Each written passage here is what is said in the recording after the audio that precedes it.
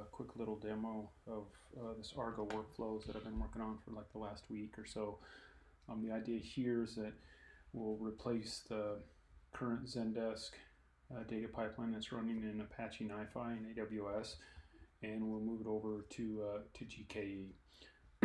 so yeah, so let's go ahead, and this picture right here, just kind of like a high level of what we're going to be doing is show the various components, but query Zendesk to get the tickets.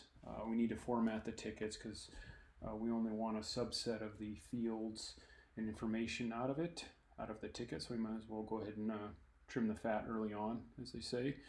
And then the interesting parts are actually over here with the ticket comments and the ticket histories. So the ticket comments, we need to call the support API for the ticket comment endpoint and specify an actual individual ticket ID. So that's something that we can do that's highly parallelizable. That's something that's pretty easily done.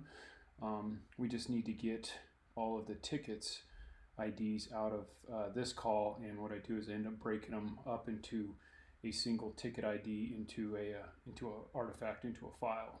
Same thing on the ticket history. This is highly parallelizable as well. Okay, and then once these stages run and the ticket, getting the tickets, we will run a load of the data into a staging table, kind of like a temporary table, and then we'll run a BigQuery merge query to insert the new rows, or we can even update existing rows if we want to from these staging tables. So let's go ahead and kick the tires and see how this thing goes. All right, so here, let's just do this real quick. Here's the actual definition. It's all in YAML, and you can see here we have this is a custom resource definition. So we have the workflow defined here, and we're doing it via a DAG, and also we're doing some tasks within the DAG. But the DAG allows us to create these individual steps, and then we can actually put dependencies on there.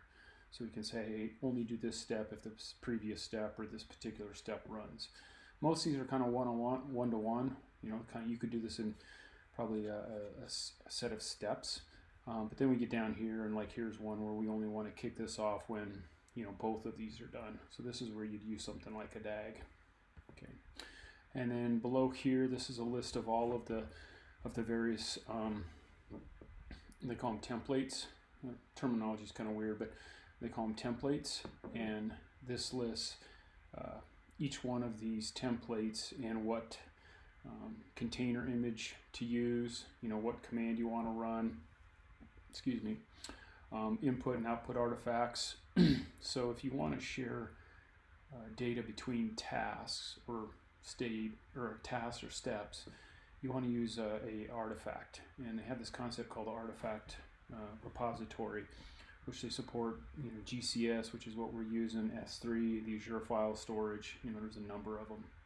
So the output artifact from this step will be automatically compressed and uploaded to GCS for us, and then also in a subsequent step, if you use previous steps artifact, it'll automatically download that and decompress it onto the running pod. So it's kind of cool.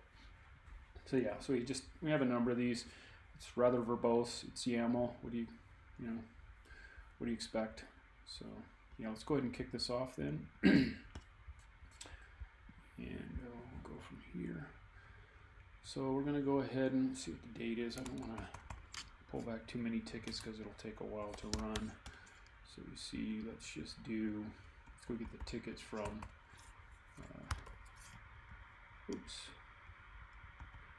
from about 12 minutes ago. Well, let's just do 05. Let's see what happens here. So this is Argo Submit I use. You can do the same thing with the kubectl, create, give it the YAML for the custom resource, but this is just adds a little syntactic sugar on top of it. So since I specified that watch switch, your command terminal here will be updated periodically after each one of these steps runs, or if something fails. So you can see here that we got the raw tickets. Now I'm checking to make sure that we actually have some tickets in there. I can explain that later. And then all the various steps here. So let's go ahead and go to the UI, because it's a little easier. It's a lot easier to see the actual DAG. This is kind of small. So here's the UI. You can see that we have this particular workflow running. And if you click on, I got to relog in, I bet. Yeah. Okay, hold on. Demos. Gotta go ahead and re-auth back in. I think it's only good for about maybe 60 minutes here. So let's go ahead and log back in. Let's go back to the workflow, and you can see the UI here. So we've already made it through a number of the steps. So right here, this is the ticket comment. So this is one of those legs down the DAG that I said we can run in parallel. And you can see here they call it fan out in Argo Workflow terminology. But here we're running like 21 of these at the same time. So they only show these two, and then this gets collapsed down. You can click on this and you can see all these running or have completed. It's just got a couple more here. All right, so yeah, and then if you go over here to the Kubernetes, you can see all these pods are running here. Alrighty, you can click on each one of these and look at the container logs, see what the commands were, see the logs here. System's running here.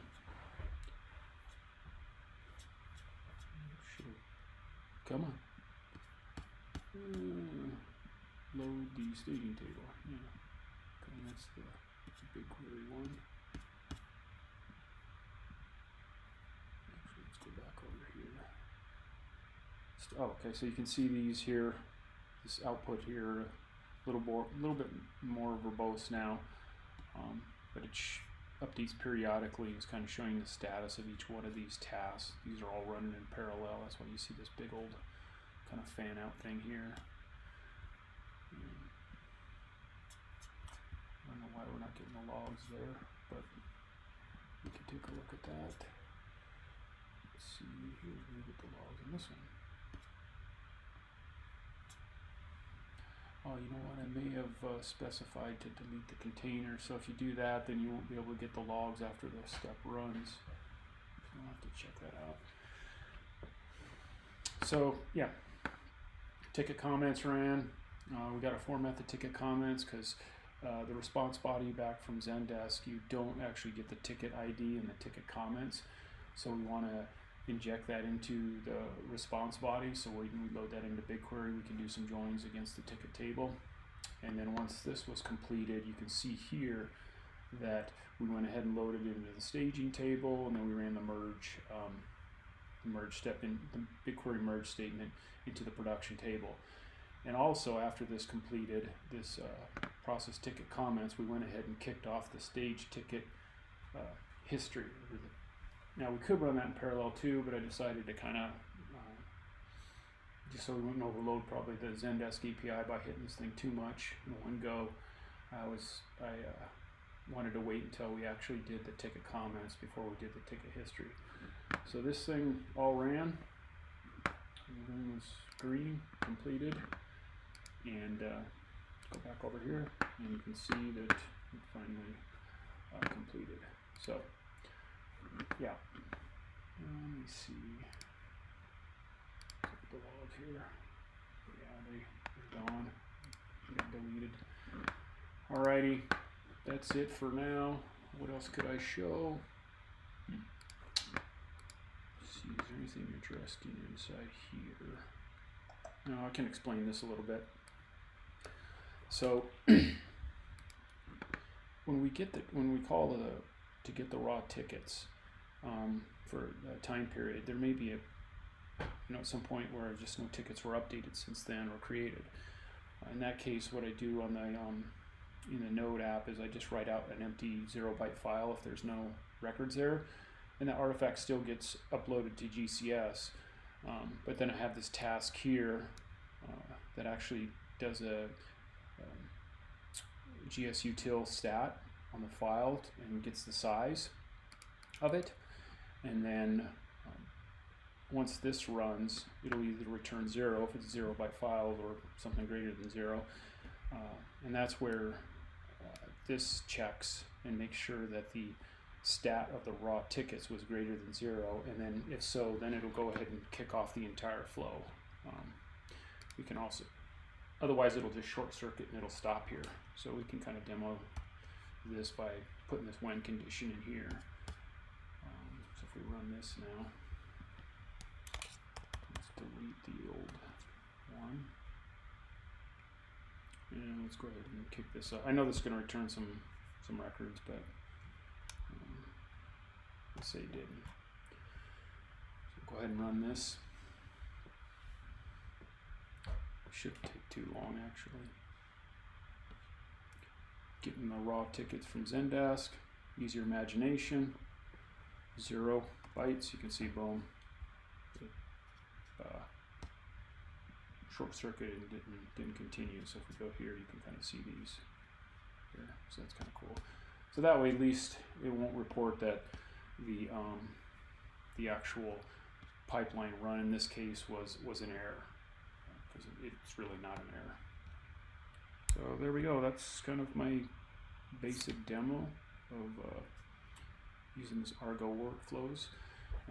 Next steps, I want to look into using the cron part here, so we can actually schedule this via cron in Kubernetes. And then also, I think the really exciting part of this whole workflows is using events and sensors, and that's where we can, based off of some sort of event, like maybe we pull a message off PubSub, or maybe we write a file to GCS, or we call a webhook or anything like that, we can go ahead and kick off a workflow. So that would be pretty badass, and we'd be ETLing like a boss man. All right, talk to you guys later. Bye.